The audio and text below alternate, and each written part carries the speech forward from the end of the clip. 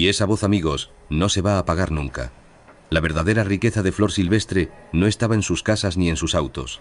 Estuvo en 70 años de carrera, haciendo siempre lo que más le gustaba. En un amor de casi 50 años con su Antonio, y en ver a sus hijos y nietos seguir con la música que ella tanto amó. Doña Flor nos enseñó que se puede venir de muy abajo y llegar a la cima sin perder el piso. Que el éxito de verdad no es el dinero, sino el cariño y el respeto de tu gente. Vivió 90 años completitos. Amó con todo, trabajó sin descanso y nunca se olvidó de su origen. Y se fue sabiendo que había cumplido el sueño de aquella niñita que cantaba en Salamanca. Ojalá hayan disfrutado este recuerdo que preparamos con mucho cariño para ustedes. Si ustedes se acuerdan de alguna otra anécdota de ella, no sean tímidos. Pónganla en los comentarios, que me encanta leer sus historias y compartirlas con la demás gente. Platíquenme, ¿cuál fue ese momento de su vida que más los conmovió o qué canción de ella es su preferida?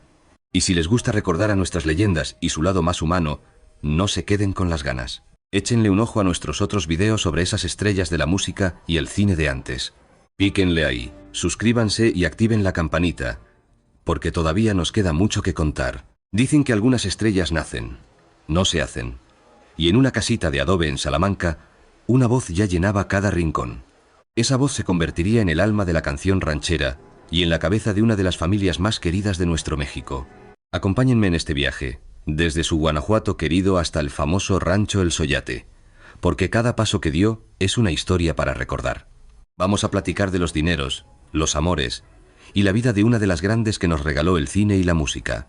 Así que sírvanse un cafecito, que esto se va a poner bueno.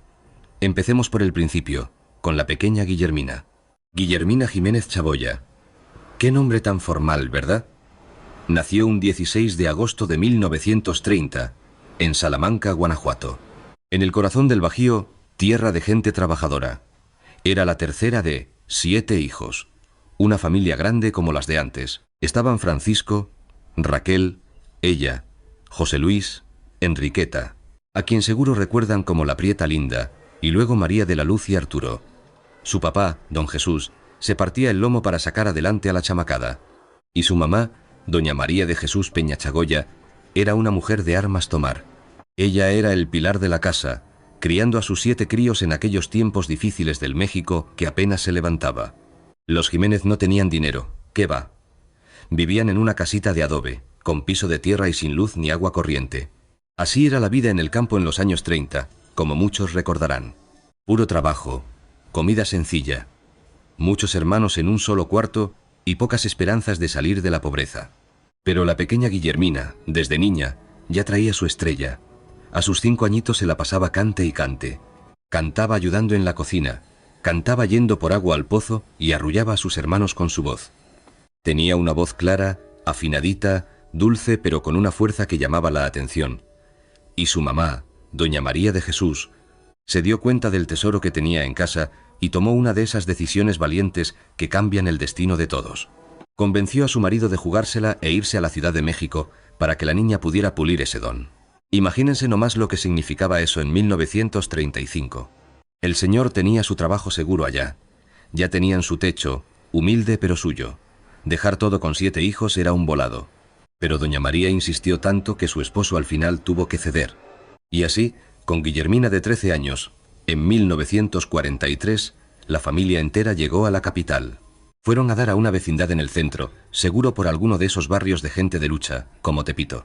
La ciudad no fue fácil al principio. El papá conseguía chambitas y los hermanos grandes también le entraban al quite. Apenas sobrevivían con frijoles y tortillas, todos apretados en un cuartito de la vecindad. Pero Guillermina, ella empezó a cantar en cuanto pudo. Un pariente los invitó al teatro del pueblo, allá en el mercado Abelardo Rodríguez. Y en cuanto terminó la función, la chamaca de 13 años se subió al escenario, muy decidida ella. El mariachi nomás la vio de arriba abajo, pensando que era una broma, tan chiquita, tan delgadita. De plano se negaron a acompañarla. Guillermina se bajó humillada, pero para nada vencida. Aquel trago amargo, lejos de agüitarla, le dio más coraje para seguir. Empezó a meterse a todos los concursos que encontraba, en teatritos y carpas, y la gente empezó a escuchar esa voz extraordinaria. Para sus 15 años, en 1945, Guillermina ya cantaba en el Teatro Colonial y otros foros del centro. Ganó varios concursos y fue cuando nació el nombre que la hizo inmortal, Flor Silvestre. El nombre fue idea de Arturo Blancas, un promotor que la escuchó y se quedó impresionado. Flor Silvestre sonaba a México, a campo, como la famosa película del Indio Fernández. Le quedó como anillo al dedo. Antes de cumplir los 20 años, nuestra Flor ya era alguien. Se había hecho de una famita en los teatros del centro. Ganaba sus 50 o 100 pesos por noche, que hoy serían entre 600 y 12.200 pesos. No era una fortuna, pero ayudaba en casa y la dejaba soñar con algo mucho más grande. Pero el momento que de verdad cambió su suerte llegó en 1950, justo a sus 20 añitos. Volvía de una gira por Latinoamérica, donde ya había cantado hasta en teatros de Argentina. Flor regresó con más tablas, pero también con el corazón roto por un primer amor desastroso con un tal Andrés Nieto. Se casaron de puro arrebato, sin pensarlo. En 1946, con apenas 16 años, tuvo a su primera hija, Dalia Inés. Pero el marido le salió jugador y violento. Aquel matrimonio no duró ni el año. Flor regresó a México con su criatura en brazos, dispuesta a forjarse un futuro para ella. Imagínense, ser madre soltera con 16 años en el México de los 40 era un escándalo de aquellos. Pero Flor, con la frente muy en alto, jamás escondió a su hija ni se dejó avergonzar por nadie. Se partió el lomo trabajando para darle a su niña una buena vida.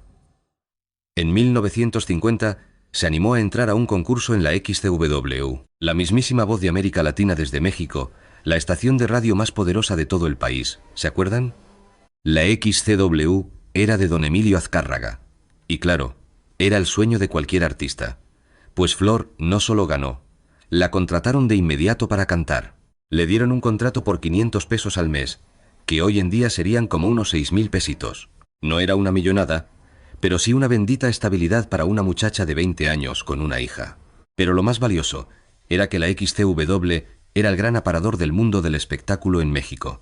En esos estudios se cocinaba de todo, desde los programas de radio más famosos hasta presentaciones en vivo, y por ahí desfilaban todos los meros del cine y la música.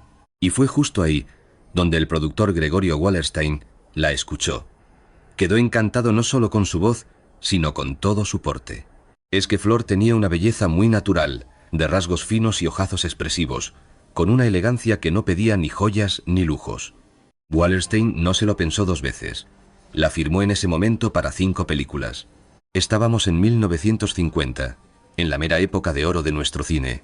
México era una fábrica de películas para el mundo, y Flor Silvestre, con 20 añitos, estaba a punto de volverse una estrella.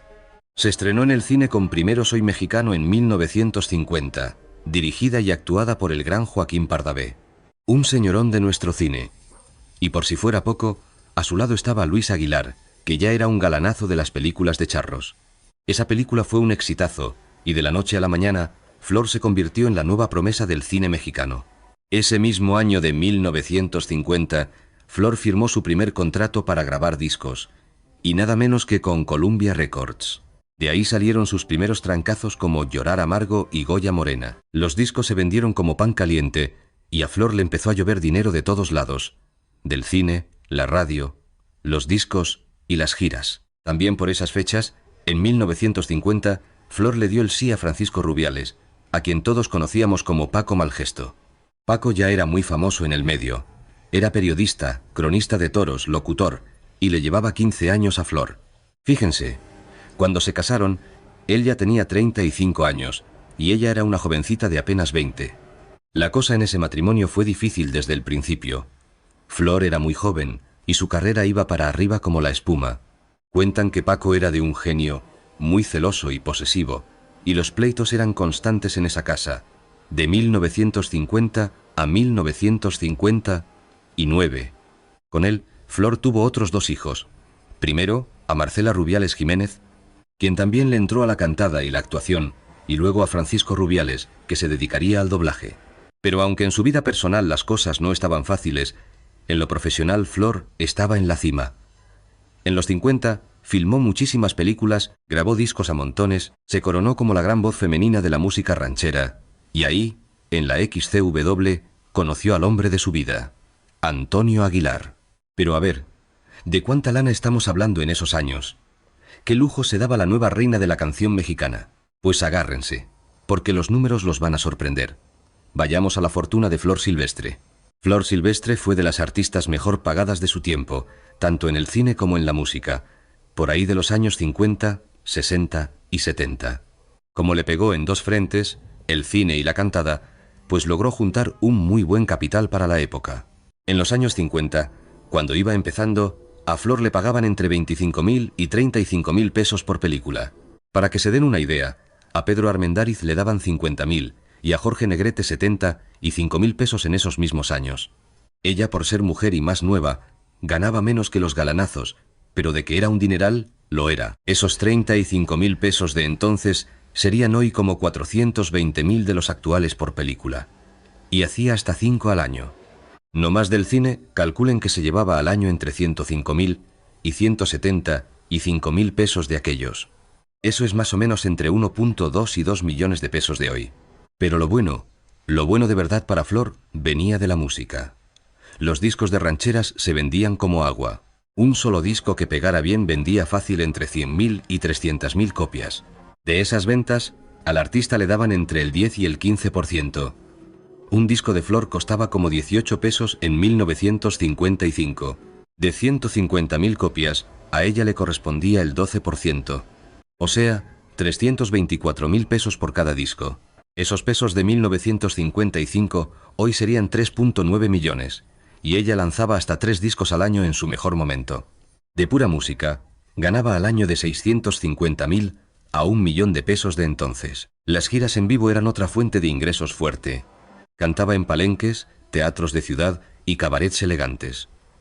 Por una sola presentación importante en alguna feria, cobraba de 8.000 a 15.000 pesos sesenteros, hoy de 90 y 6.000 a 180.000 por noche. En temporada de ferias, de octubre a marzo, llegaba a tener de 30 a 50 fechas. Eso le sumaba de 240.000 a 750.000 pesos, que al día de hoy son de 2.9 a 9 millones de pesos solo de sus shows. En el 57 grabó Cielo Rojo con el Mariachi Vargas, su gran éxito. Vendió más de 300.000 copias el primer año con su 12%. Flor se embolsó unos 650.000 pesos de entonces. Casi 7.8 millones de hoy por un disco. Ese año Musart la firmó en exclusiva por 400.000 pesos anuales, más sus regalías. Un contratazo que le aseguró el futuro económico. Si juntamos cine, música y shows en su mejor época, del 50 al 75, Flor ganaba de 1 a 2 millones de pesos de antes al año. Hoy en día, eso sería de 12 a 24 millones anuales por 25 años seguidos. A fines de los 50 ya tenía su guardadito para su primer inmueble y para ayudar a los suyos. Su mamá y hermanos dejaron la vecindad.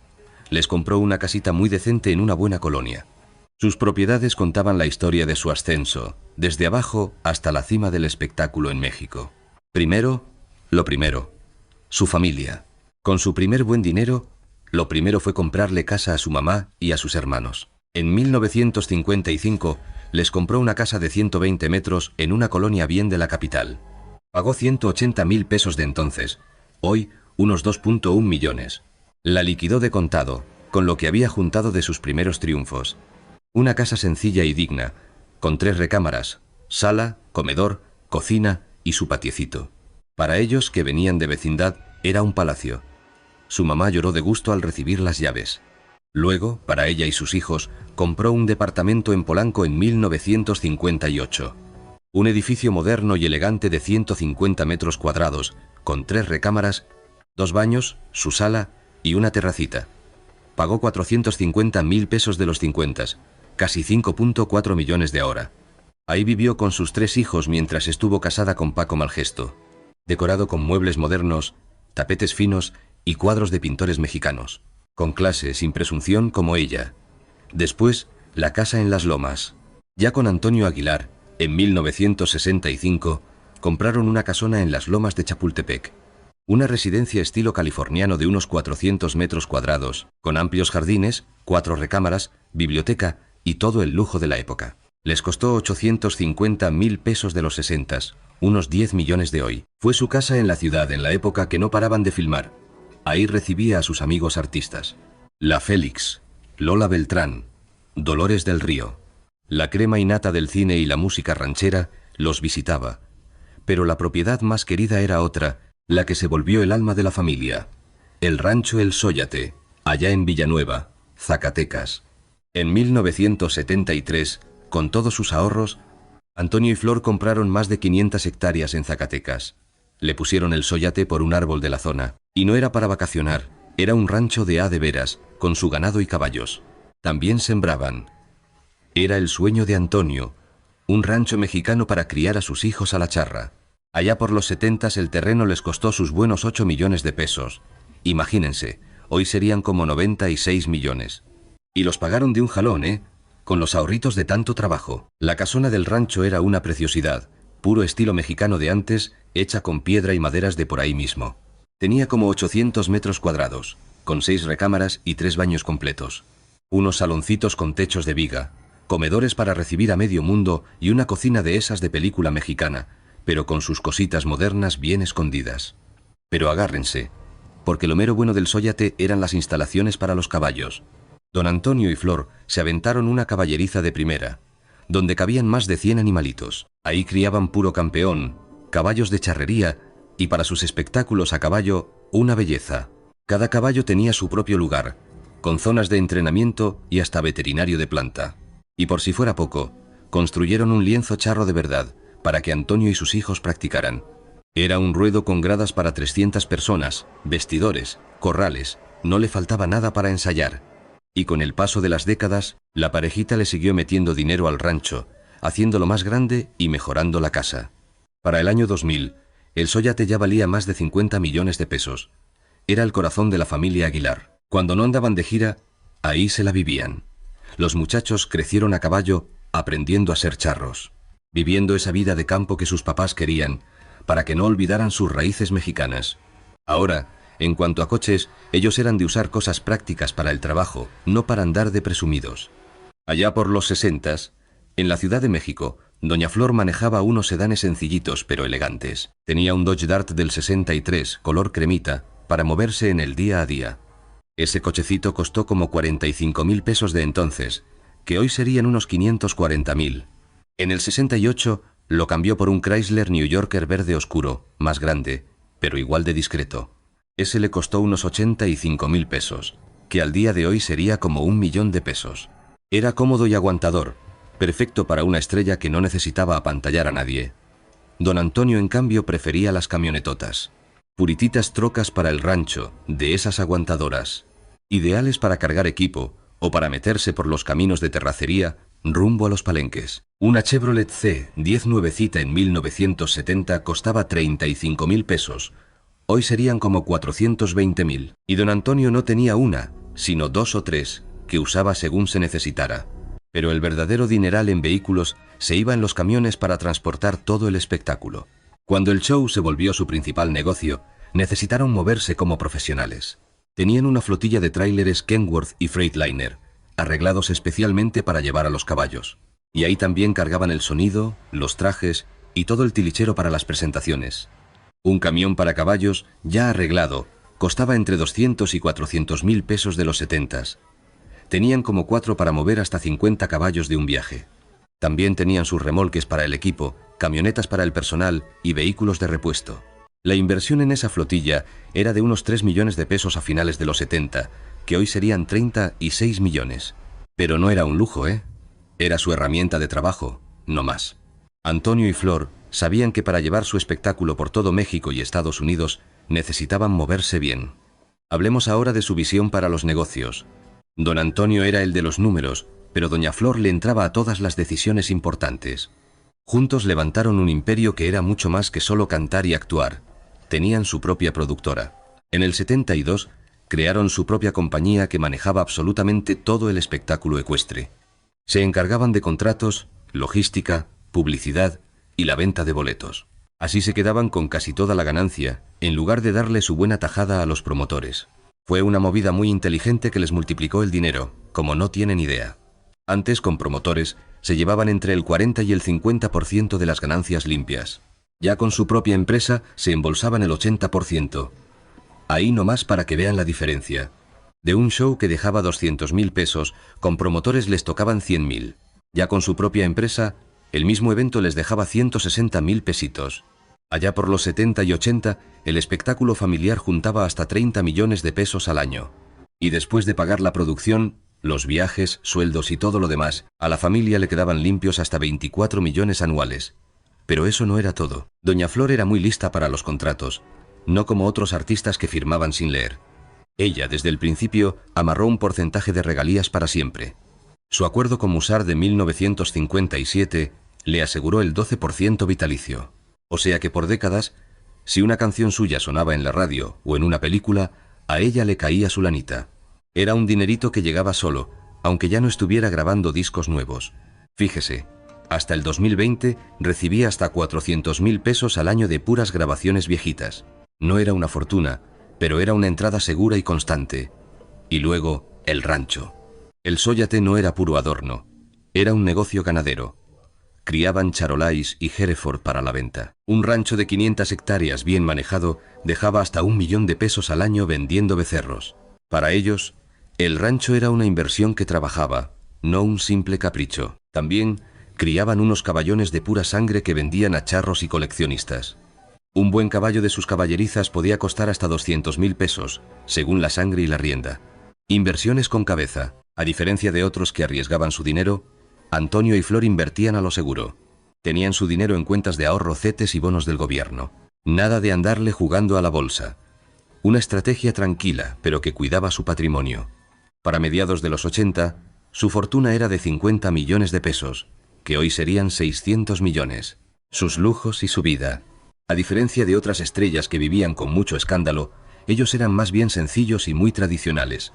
El verdadero lujo de Flor eran sus hermosos trajes de charra. A lo largo de su carrera mandó hacer docenas con los meros artesanos de Jalisco y Zacatecas. Un traje de gala, con bordado de hilo de plata y su botonadura auténtica, hecho con la mejor lana, un trabajo artesanal de semanas enteras, costaba hasta 30.000 pesos de entonces, unos 360.000 de ahora, y tenía más de 50. Cada uno era una obra de arte, con bordados de flores, águilas y nopales, muy de nuestra tierra. Los botones de plata grabados a mano los lucía en todos lados. Era su sello personal, su imagen. Cuando uno pensaba en Flor Silvestre, la imaginaba de charra, representando lo más bonito de México. También tenía sombreros hechos a la medida en Tlapehuala, Guerrero, donde hacen los mejores del país. Un sombrero de esos de gala, con toquilla de plata, costaba hasta 10.000 pesos. Llegó a juntar una colección de más de 20 sombreros diferentes. Las botas, ni se diga, hechas a mano por artesanos, con su piel bordada y tacón cubano. Un par de esos le costaba hasta 8.000 pesos. Tenía docenas de pares. Se calcula que en todo su vestuario invirtió unos 3 millones de pesos de antes, como 36 millones actuales. Pero no era vanidad, era una inversión en su carrera profesional. Claro que usaba joyas, pero siempre joyería muy mexicana, nada de diamantes ostentosos de Europa. Tenía aretes de filigrana de Taxco, sus collares de coral y plata, pulseras con diseños de nuestros pueblos y anillos con turquesas y ópalos mexicanos. Su alhaja más preciada era un collar de perlas que Antonio le dio en sus 25 años de casados. Era un collar de 3 hilos de perlas perfectas, con un broche de oro blanco y diamantes. Le costó a don Antonio como 15.000 pesos de entonces, casi 2 millones de ahora, y tenía unas arracadas de oro y esmeraldas para las grandes galas. Puras joyas colombianas, de las buenas, montadas en su oro de 18 quilates. Un juego que en los 70s costó sus 80.000 pesos, pero ella no era de andar presumiendo. Las usaba como parte de su estampa, la embajadora de México. Fuera de cámaras casi no se ponía nada. En el rancho usted la veía de lo más sencilla, sin alhajas. Una vida de familia, tranquila, lejos de los reflectores. En el Sóllate, viera qué vida tan apacible llevaban Antonio y Flor. A las 6 de la mañana ya andaban en pie, desayunando juntos sus huevos rancheros y su café de olla. Él a ver sus animales y ella a lo suyo en la casa. Y sí, créalo, Flor Silvestre se metía a la cocina. Nada de chefs privados ni un batallón de sirvientes, para nada. Tenía 2 muchachas de ayuda, claro, pero el sazón de la comida familiar salía de sus manos. Le fascinaba preparar lo nuestro, su molito poblano, un buen pozole, tamales y chiles en nogada. Decía que el fogón la regresaba a sus raíces de Guanajuato, a lo que le enseñó su mamá de niña. Las cenas allá eran un familión. Los 5 hijos con sus familias, un gentío de nietos. Y después, Toño con la guitarra y Flor cantando, pasándole las canciones a los chiquillos. Pura tradición mexicana. Comilona, música y sobremesa larga. Nada de andar de presumidos. Olvídese de meseros de guante blanco. Ahí lo que sobraba era el tequila, el mezcal. Y la cerveza, la comida de casa y la música ranchera. Esa fue la vida que ellos de verdad quisieron. Pero bueno, ya que nos asomamos un poco a la persona, hablemos de la leyenda. Es hora de recordar las películas y canciones que la hicieron inolvidable para todos nosotros. Porque al final, el dinero se va, pero lo que nos dejaron en la pantalla, eso es para siempre. Vámonos a los 50. En 1950 debutó con Primero soy mexicano, y con esa película dijo, aquí estoy yo. Junto a gigantes como Pardavé y Aguilar, demostró que cantaba y actuaba con el mismo sentimiento. Fue un exitazo en taquilla, juntó más de 2 millones de pesos de aquellos, un dineral. También en el 50 filmó Te besaré en la boca. Qué título tan picarón para entonces. El nombre era para jalar gente, pero era una comedia romántica muy blanca, de una provinciana en la capital. El bolero de Raquel, en el 57, con el gran Cantinflas, fue un clásico de la comedia. Ella era la cantante que se enamoraba del personaje de Mario Moreno. Hacían una pareja cómica genial. La gente se volcó a los cines. Recaudó más de 5 millones de pesos. En esa década se aventó unas 35 películas. Era garantía de cine lleno, una reina de la taquilla. Y llegan los 60s con producciones enormes, como La cucaracha del mero mero, Ismael Rodríguez. Ahí se codeó, imagínese, con la doña María Félix y con Dolores del Río, las meras jefas. ¿Cómo olvidar la escena donde ella y la Félix se echan un palomazo con la cucaracha? Ver a esas dos fieras juntas en pantalla fue todo un suceso. La cinta juntó más de 8 millones. Ánimas Trujano, del 62, fue su película más prestigiosa, con el japonés Toshiro Mifune. Esa película, óigame bien, fue nominada al Oscar como película extranjera en el 63. Flor hacía el papelón de la esposa abnegada de un jugador parrandero, interpretado por Mifune. Era un drama con el que nos demostró la gran actriz que era, mucho más que solo cine ranchero. Un crítico importante del New York Times, un tal Bosley Crowther, la elogió por su actuación. No se ganó el Oscar, ese se fue para Italia, pero la pura nominación fue un Goya. Con eso bastó para que el nombre de Flor Silvestre sonara en todo el mundo. ¡Qué orgullo para una mexicana! Y ya casada con Antonio Aguilar, filmaron muchísimas películas juntos. Ahí tiene La ley de la sierra o La huella del chacal, ambas del 56. O Los soldados de Pancho Villa, ya para el año 59. Y Juan Pistolas, El Yaqui. Todas seguían esa fórmula tan nuestra del corrido hecho película. Toño era el charro entrón y Flor la mujer de agallas que lo respaldaba. Puros balazos, canciones y valores. Quizá no ganaban premios de la crítica, pero abarrotaban los cines. Y ese aplauso era el que valía. Las películas de Antonio y Flor, en los años 60 y 70, fácil juntaban entre 3 y 6 millones de pesos. Su despedida del cine fue Triste recuerdo, en 1991. Fíjese que Flor agarró ese papel nomás porque filmaban en el Sóyate, y la actriz principal se les enfermó. Fue Antonio quien le dijo que se animara a hacerla, y después de esa cinta, Flor le dijo adiós al cine para siempre a sus 61 años, con más de 70 películas en su haber. Hablemos de esas canciones que marcaron época. Cielo Rojo, del 57 con el Mariachi Vargas, es quizás la joya de la corona de Flor Silvestre. El Fallido, del gran José Alfredo Jiménez, fue un trancazo que vendió más de 300.000 copias. La forma en que Flor la cantaba era única, dulcecita pero con carácter, romántica pero muy digna. Se volvió la versión definitiva, la que hasta hoy siguen cantando los artistas. Gracias fue otro de sus grandes éxitos. Esa canción no salía de las listas de popularidad de la radio, y otras más en los años 60. Una ranchera de puro despecho, con una letra que le quedaba pintada a su voz. Mi destino fue quererte, entrega total, celosa, una limosna, el despertar. Imposible olvidarte, pobre corazón, y que Dios te perdone. Guadalajara se volvieron himnos de la música ranchera que los mexicanos seguimos entonando en las fiestas, las bodas y las serenatas. Imagínese, Flor grabó cerca de 200 discos en sus más de 60 años de carrera, siempre con los mejores mariachis de México. El Vargas de Tecalitlán, el México de Pepe Villa, el Jalisciense de Rubén Fuentes, el Zapopan, el Internacional, puro peso pesado. Es que su voz era inconfundible, con un timbre dulce pero con una fuerza que imponía. Le cantaba al desamor con un sentimiento que calaba hondo y a la alegría con un gusto que contagiaba, y con una técnica impecable jamás desafinaba. Tenía un control de la respiración perfecto, una dicción clarísima y sobre todo una emoción que se sentía de verdad. Cuando Flor le cantaba a un amor perdido, uno juraba que ella misma lo había sufrido. Si cantaba sobre la revolución, a uno se le enchinaba el cuero de patriotismo. No era pura técnica, era conexión del alma. A lo largo de su carrera, a Flor Silvestre le llovieron los premios y reconocimientos. En 1966, Discos Musart le dio el Trébol de Oro por ser la mujer que más discos les vendió en el 65. Y para 1970, Musart le volvió a dar el Trébol de Oro, para que viera que seguía siendo la reina de la disquera casi una década después de haber firmado con ellos. En el 2001, la ANDA les entregó a ella y a don Antonio Aguilar la medalla Eduardo Arosamena por su enorme aporte al cine y la música de nuestro México. Fue una ceremonia muy sentida, donde todo el gremio artístico se dio cita para aplaudirle a la querida pareja. Flor, con sus 71 años, lloró al recibirla.